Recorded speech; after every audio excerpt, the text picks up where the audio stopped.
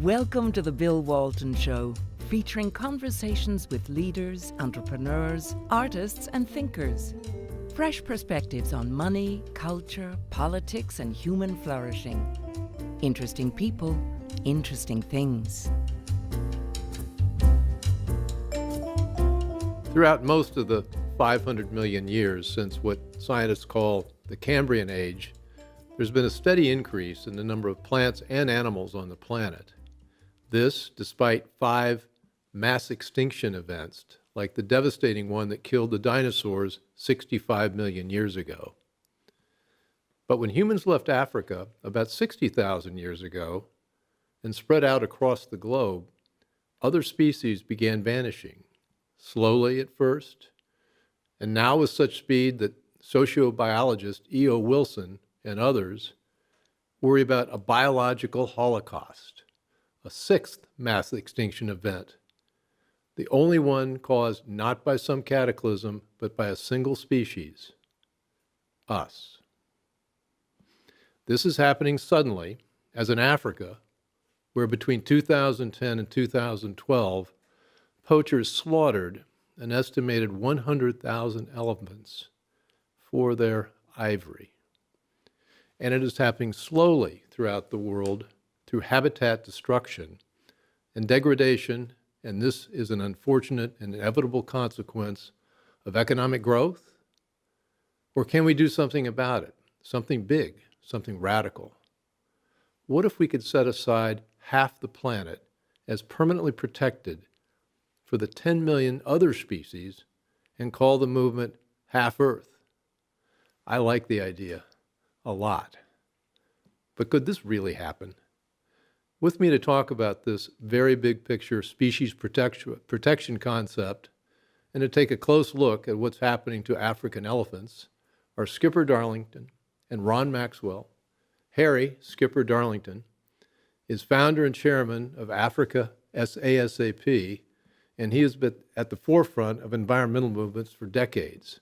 Skipper is a pilot, an innovator. He founded American ASAP to stop the horrific slaughter of elephants in Africa through his vision of a protective eye in the sky.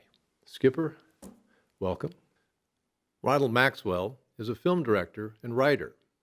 His epic Civil War films, Gettysburg, Gods and Generals, and Copperhead, have established Ron as the cinema's leading interpreter of that complex, lethal, heroic period in American history.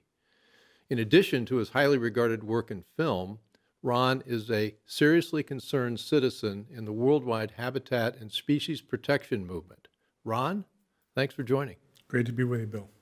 So Half Earth, big idea. Yeah, it's as I've become aware of the threats to biodiversity, to multiple species across the planet, and met people like Skipper who are focused on various species that are under imminent threat of extinction, like the African elephant, but the elephant is just one of many.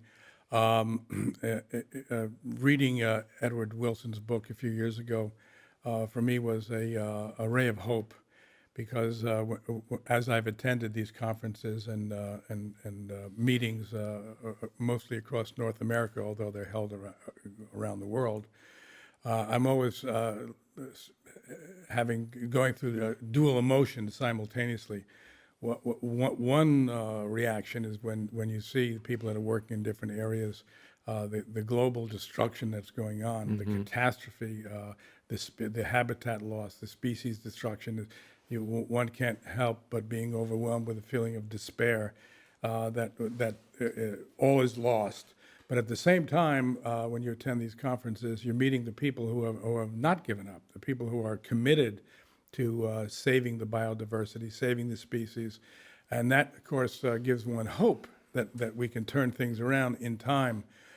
So that when I read Edward Wilson's Half Earth concept. So you've got a copy of it right sure there. Do, yeah. This came out in 2016. Yeah.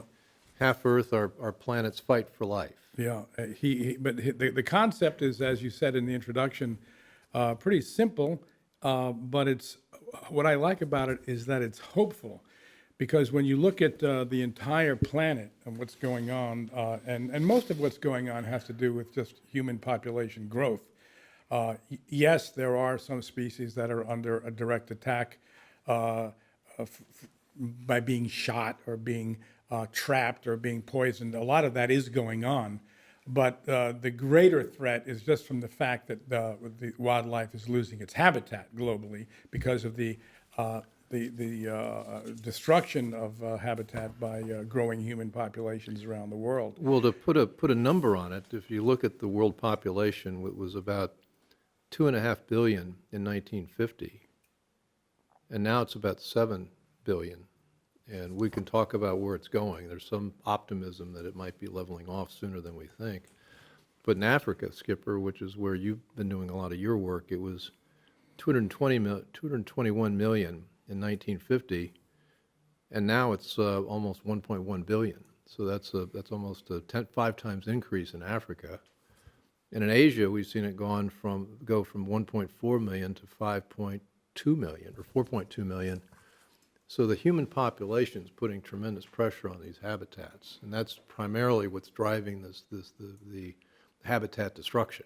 Yeah, that's it. And all these species, they need adequate room because the way that the biodiversity of life has been going on for, I think the number is 2.8 billion years. So it's taken 2.8 billion years to get the biodiversity we have in the world, and it's quite remarkable that just in the span of a few human generations, a lot of it can be gone. I mean, there are some estimates that at the current rates, by the end of the 21st century, we could see many of the species that are around us today will have passed into extinction. And we have to remind ourselves this is a one-way ticket. Once the dodo bird is gone, it never comes back again. Once a year and a half ago we lost a species of rhinoceros, it doesn't come back again. There's no bringing it back. Well, the thing that struck me about this when you made me aware of Half Earth, and that was just last month, is an incredibly appealing idea. And E.O. Wilson had a concept, his word for it's biophilia, and that human beings have a natural affinity for the species and protecting species. It's not like we want to prevail over everything and we want to keep them. And it seems to me like this is an idea that could become very popular once people watch our show. Well, yeah, I think most of what's going on is blind destruction. People are just doing what they've always done, what hominids and our human ancestors have always done. We're wired, as E.O. Wilson writes in his book Half Earth, we're wired as primates to take kind of one day at a time. We're not that's how we've survived. And so we're not wired to look 10 years ahead or 100 years ahead to see what we're doing. Now, we're capable of doing it because we're the Homo sapiens, we're the smart animal. And we can have these kind of discussions and we can say, let's not continue to do what's destructive. Let's take other choices so we don't destroy the world. But we first have to start with an awareness, because the average person, and I don't say this at all disparagingly, it's not their fault. The average person is not aware of the global destruction that's going on. Well, Skipper, in Africa, where we've gone from 220 million people in 1950 to about 1.1 billion now, how have you seen this playing out there? Is it? Well, of course, the biggest threat next to poaching is encroachment of farmland into these protected areas, and that's causing huge conflict. And so, of course, the more people you have, the more and more these encounters, and sometimes they end up deadly encounters occur. So the pushback that you get on this is that people say, well, look, this is a rich person's issue. You can afford to think about this. You can afford to preserve habitat because you already have your wealth. Whereas we're in Africa, we've got to feed ourselves. We've got all these extra people that want a better life. I mean, how do you make the case if you're in Africa that this is a good idea? Well, it's interesting. If you look what's happening in Kenya today, they've just banned plastic bags, for example. I think it's a $40,000 fine if you use a plastic bag. like when we go into Giant or Food Line. A $40,000 fine for a yeah. plastic bag? Yeah, $40,000 fine. So also with And we're buying plastic bags for nickels here in DC. yeah, and how many bags the average person use when they go into Giant or to Food Line? You know, they probably come out with 6 or 7. So I think that a lot of these, and also in Kenya, for example, it's slightly draconian, but now they're passing this law that if you kill an elephant, if you're a poacher, you will be executed. So it's quite draconian, but they're certainly more aware of these issues, I think, than we are generally. Though at the same time, sometimes I'll give talks at schools, and it's amazing, you know, when you speak with kids of how aware they are of these things. And so I see great hope. As E.O. Wilson said, the earth is slowly turning green. It might be a very pale shade of green. But I think we really need to look at some of these countries in Africa and see what they're doing. This idea of this colonialism attitude that we have towards Africa, this concept that I think is changing. I think there's much we can learn from these countries. Mm-hmm. Well, one of the things I learned and learned about this is we now have around the world about 5,000 national parks and about 200,000 protected areas. But for the half-Earth concept to work, you need to have them connected to each other. And this is not something where you can have an island of habitat and expect that to preserve the species. They don't. It shrinks. They need a corridor to go to other habitats. Yeah, I think the concept behind this is that the human population has grown so large, so fast, as expanding so rapidly. There's so much destruction that in order to save the biodiversity, to save all these other species that are on the planet with us, we have to stop the encroachment. So it's a goal. Right now, where the land that's being taken away from nature, taken away from wilderness, it's exponentially getting worse every day. So the goal here is to save the goal eventually to save half of the planet. To say just leave it alone. Don't touch it. Don't manage it. Just leave it alone so that the natural world can start to restore itself. And this can be what I find attractive about this concept is that while governments may do it, or even while coalitions of governments may agree to do this, we don't have to wait for such big political events. We can do it in our own backyards. If we own our property, we can say, half of my 1 acre, I'm going to leave it alone. I'm not going to have a lawn there. I'm going to let it grow in a wilderness so that the animals that live in my particular part of the world, whether they're squirrels or chipmunks or birds, whatever they are, turtles, they can find again a wilderness area where they can go back to being what they are in nature. A community can do it. A village can do it. A county can do it.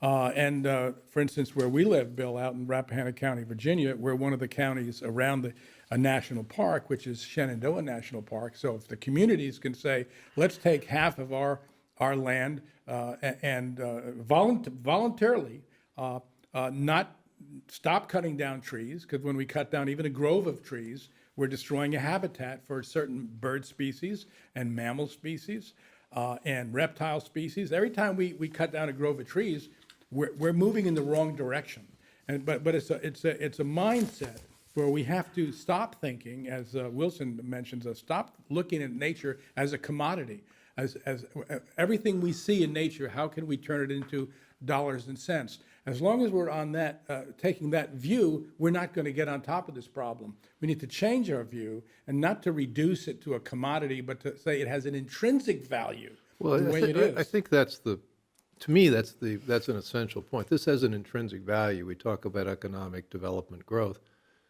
Having habitats and species protection has does have value. I don't know that you put dollars on it particularly, but that has as much value as many other things we think of Yeah, as I economic. think it has the greatest value, because if we look at why do we spend so much time in labor? Why do we spend so much time as entrepreneurs generating capital, making profits? The end result is to have a secure, good quality of life. Yeah. So why should we destroy our quality of life to try to gain the quality of life? We have to keep our mind on the long-range goal, not get so caught up in the short-range goal. Well, Wilson's short on the specifics, but he's very strong in the vision. He writes here, when this thing gets really going, you'll be so surrounded, so enveloped by connected corridors that you'll almost never not be in a national park, or at any rate in a landscape that leads to a national park. So It's a wonderful all right, goal. so there's our vision. Yeah. Well, I think if we got the concept out there, this could obviously be a big factor in zoning laws, where anybody wants to do something, you put a half-earth concept in there, and the developer has to add that into the calculation. Yeah, or at least talk about it. For instance, getting back to our county, and I think we live in a, relatively speaking, enlightened county. I'll give you one concrete example of this. My land is not developed. I have 75 acres of forest. And my neighbor is cutting everything down on his property. He gets a tax break, an enormous tax break, but he has an incentive in the county. He's timbering. Because he's taking the timber out. Yeah. I don't get the tax break, so I'm paying, without exaggeration, 10 times more taxes because I'm not cutting down my trees. So this is why this has to be completely rethought at all levels of government.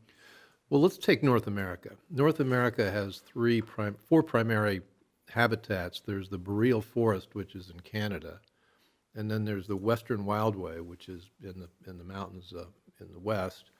We have the Appalachian Valley, where you and I live, which is straight up down from Maine down almost through to Georgia, Alabama. And we've got the longleaf pine historic range, which is right along the southeast Atlantic coastline. And it's already happening there. There's some entrepreneurs that are pulling together what they call piney woods in the American Southeast. And the thing I didn't realize is that after the Civil War, because of the destitution there, they cut down 97% of the trees that were there. And now that's beginning to come back. But if you compare that 97% to, say, what's happening to coral reefs, we've lost about 20% of our coral reefs. Yet we're starting to see that habitat come back because people are buying up parcels, they're connecting parcels, and they're making it happen. Yeah.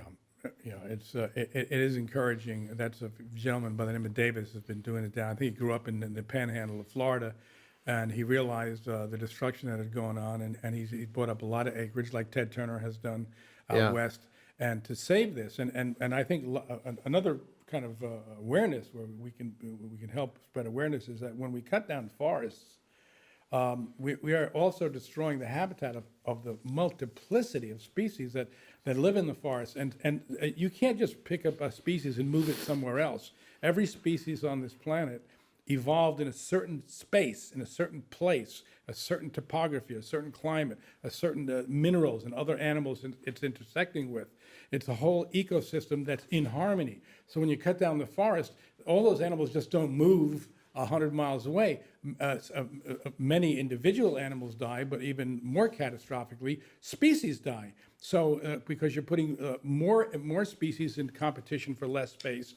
And so if you start out with, let's say 60 bird species, you destroy the forest, a certain percentage, maybe as much as 30% of those bird species will be dead within 10 years because they don't have the proper environment to reproduce and to carry their genes into the future. So all these things are related. You can't take a thread out here without the whole fabric unraveling. And what I think a lot of our fellow humans don't understand is that we are one of the threads. And if you so even if you're a person who doesn't care about wildlife, and there may be such people, do you care about your own species? Because the end result of these tearing out a thread here and a thread here is that Homo sapiens won't survive either, because we too are part of the web of life. So going from the big picture to a specific species and a real problem, Skipper, what you're doing in Africa with the African elephants, can you tell us about that? Well, as Ron was saying about if if you take out one species, it's not just that one species, you're affecting multiple species. And I think it's never has it been more true with the African elephant. The African elephant is known as a keystone species. And the survival of many other animals depend on the African elephant, for example, with their tusk. They dig watering holes. They, of course, are known as the gardeners of Africa because they go in and they rip apart forests and allow for new growth, and they spread seeds everywhere. So that's, I think... Sounds like we could use one out in Rappahannock. We could, several. Several.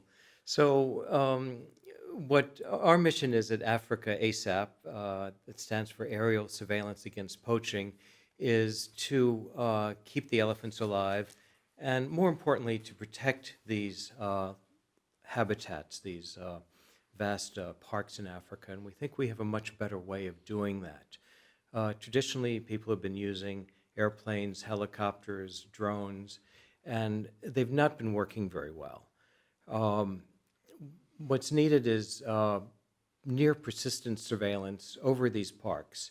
And it's difficult to do because many of these parks are the size of West Virginia, 20,000 square miles. Mm-hmm. So we've come up with a system. We have a remote controlled airship, like a Goodyear blimp, a bit smaller. It's 100 feet long. It has a camera on board, $1 million camera, and various sensors. So we can protect an area the size of West Virginia every 24 hours. So you're an aviator. Did you invent the system? Well, airships have been around for a long time. What I've done is have put a couple layers of things on. The airship, for example, during World War II, when the U.S. Navy suffered its biggest defeat in history, it wasn't Pearl Harbor where we lost 80, 90,000 tons of shipping. It was right off the coast of North Carolina and Virginia, where we lost 4 million tons of shipping in 1942. Now, the U.S. Navy responded with the appropriate technology. They built airships. They built 160 airships. And what's important about this is by the end of 1942, Admiral Donitz in Germany recalled every single one of his U-boats back to Germany. And what this did, it allowed us to free up our shipping so we could cross the Atlantic, get to the UK, and get our supplies there. Now, the airship, what's really key is of the 79,000 boats that the airship protected, only one boat was lost. And of the 40,000 missions that the airships flew, they only lost one airship. And actually everybody got off that airship except for one poor fellow who was eaten by a mako shark.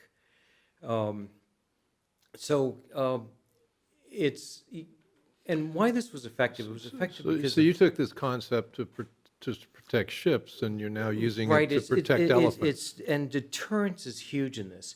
You see, the German U-boat captain, he would see a convoy of boats, and if there was one airship over it, he knew he could maybe sink one ship or two, but he was dead. He was finished, because the airship would come, fly over him. The airship had under it something called a magnetometer, which could spot a big hunk of metal in the ocean. Yeah. And the U-boat could only travel for 70 miles. It would have to surface, right? And so the airship could stay over him for days.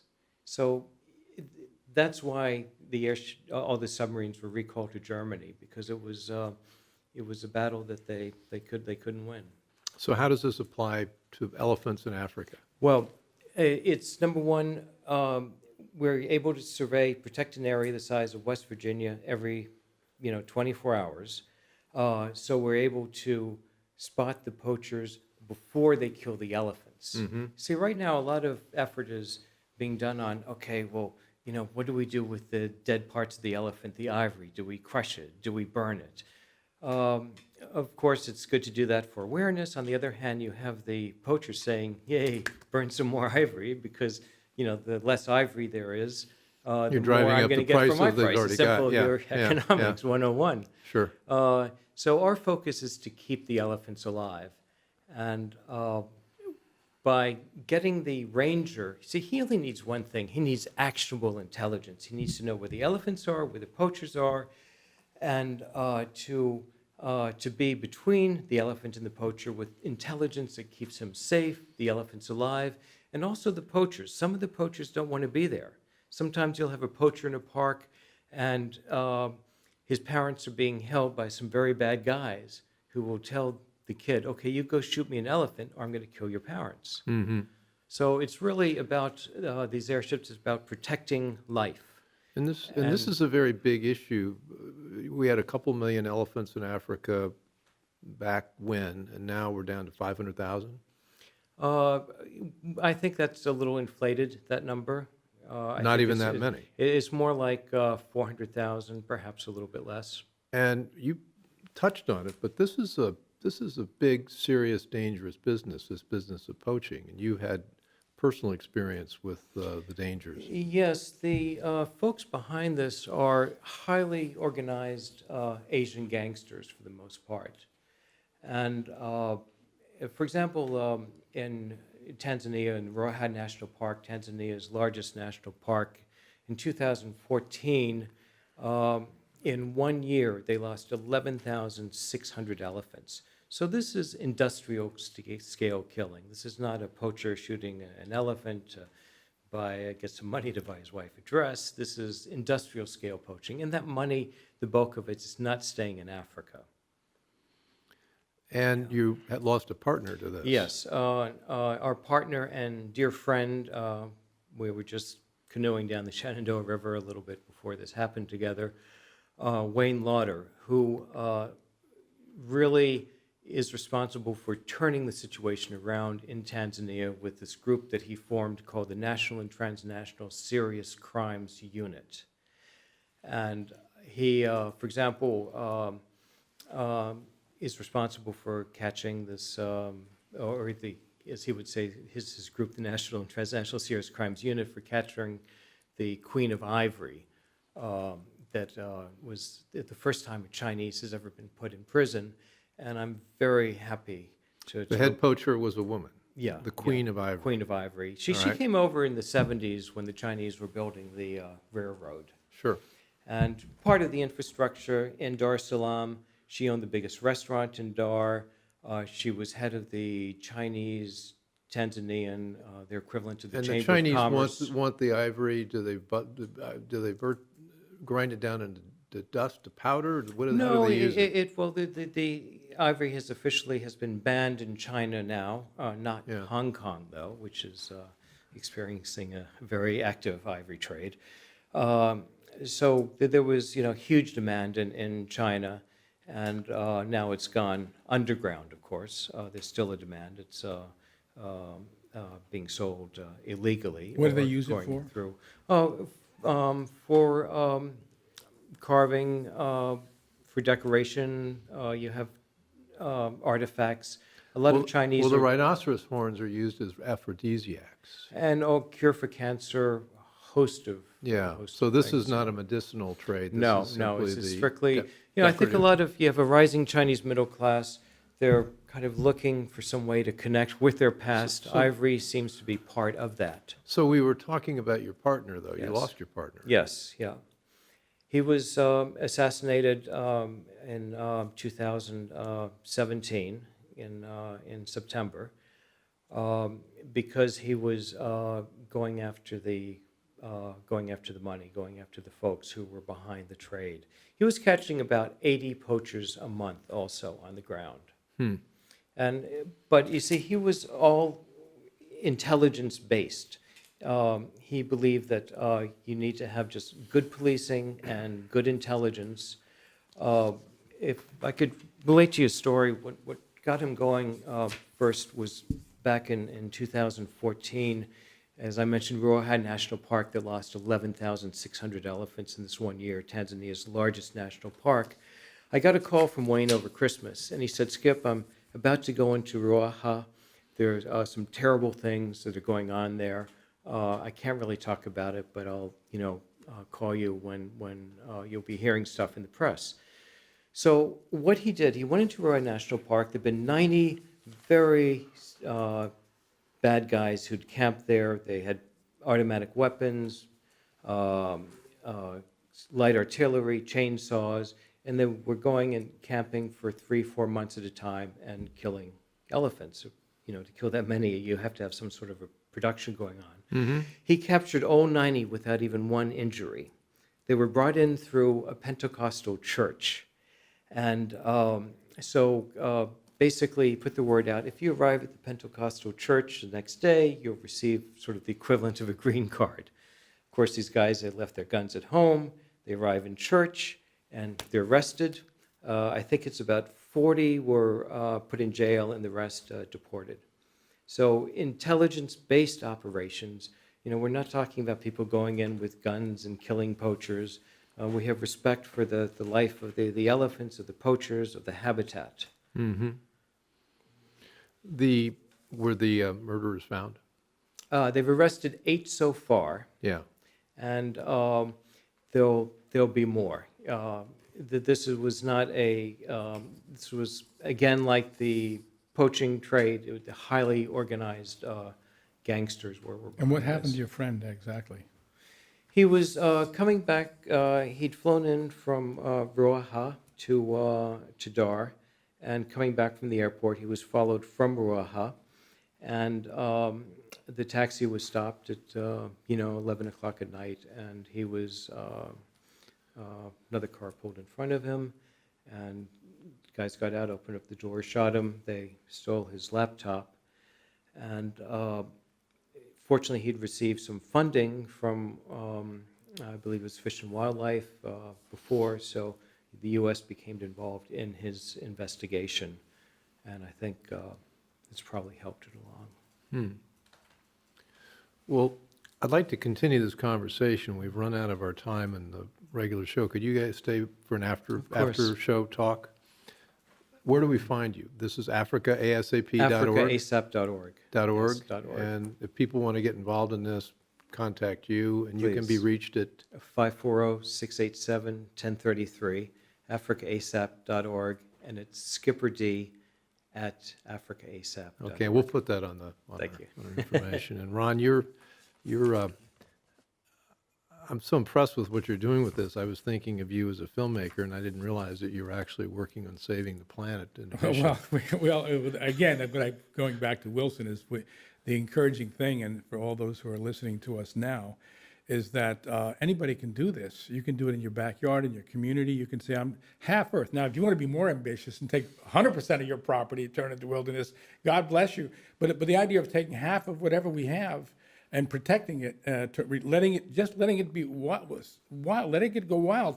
I mean, why does it have to be a lawn? Let it turn into a meadow. There's all sorts of things we can do. But getting back to what Skipper was talking about, it shows you that this pressure from human expansion it manifests itself in different ways, and the most hideous manifestation are these transnational gangs. Now, the transnational gangs, I mean, I think what Skipper's done and his wife and other people that have been what I call the frontline troops, they're really putting themselves, as the story we just heard, in harm's way. Because if you mess with these people, this is huge amounts of money involved. It's all illegal. And the same people behind it. There's people behind these transnational gangs who are killing elephants, killing rhinoceroses, also kidnapping monkeys and all sorts of other species that they're selling. Everything is reduced to trade in this environment. It's a dangerous business, and it's the same gangs who are doing this are also the traffickers in children, in sex trafficking, in human trafficking, in uranium trafficking, in weapons trafficking. They're in business with the Islamist gangs in Africa. And so when I was thinking this thing through, I said, yes, at one level, we can do only what we can do in our own backyard, so to speak, as Voltaire wrote in Candide. But also, how do we get our arms around this larger issue? So again, doing what we can do, I called my good buddy Jeff Sessions, who at the time was still the Attorney General of the United States. And I had a discussion with my wife beforehand, and I said, Karen, do I really want to bother the Attorney General of the United States about species destruction? He's got a lot on his mind. And she said, yeah, I mean, so I called him up, again, the way you can call a good friend. And I said, and this was in a conversation with the Attorney General last summer. And I said, Jeff, are you aware that at the current rate of slaughter, the African elephant is going to be extinct within 7 years? I mean, the African elephant and Homo sapiens have been around for forever. And on our watch, we're going to let this happen? And I pointed out to him, I thought he might know it, but never assume anything, I've learned. I pointed out to him that the people that are behind this destruction are the same people who are behind the transnational gangs that are moving drugs and narcotics and human trafficking into the United States and across the globe. Well, of course he knew this. Of course he knew this, because he's got very competent people reporting to him. And he said, Ron, what can I do? I said, the only people who can stop these transnational gangs are governments. And this is an opportunity for the United States of America, which is the preeminent, we're still the country that can get things done.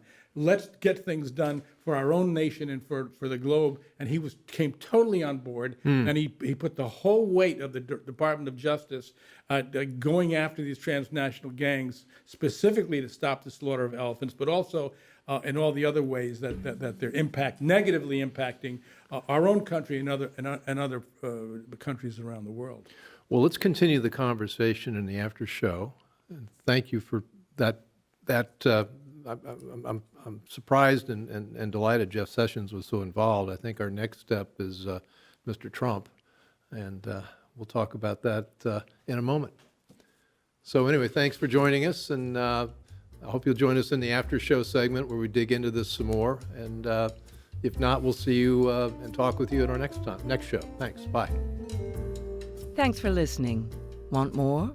Be sure to subscribe at thebillwaltonshow.com or on iTunes.